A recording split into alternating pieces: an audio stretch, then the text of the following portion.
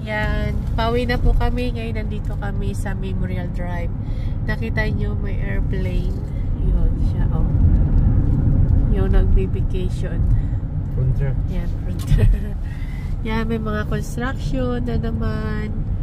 Ang construction po dito sa Canada, mabilis talaga siya matapos.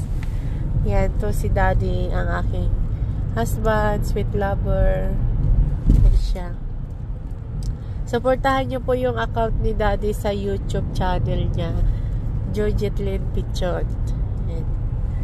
Yan. Subscribe kayo. Pag-subscribe po kayo. Ito po yung area na to. Ito po yung Calgary Zoo. Yan. Kung sasakay kayo ng sea train, dito kayo bababa sa Calgary Zoo. Yan. Calgary Station, not Calgary Zoo.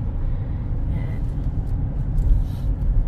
So, yan po yung papunta na ng expressway po yung sa baba. Derpot. Yan siya.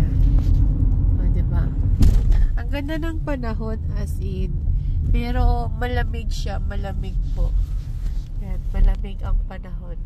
Kaya kailangan pa rin talaga ng double ang winter jacket. Ganyan. Tapos Diop ko na bukas.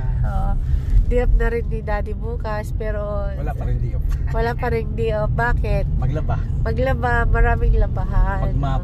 Oo.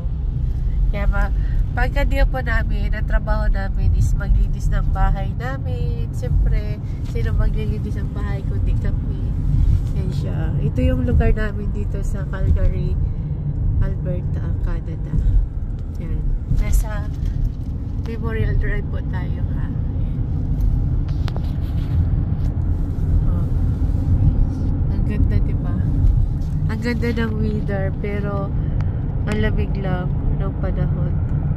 Malamig siya. Maaraw siya, oh. Ang ng araw, pero malamig. Ito po yung Bridgeland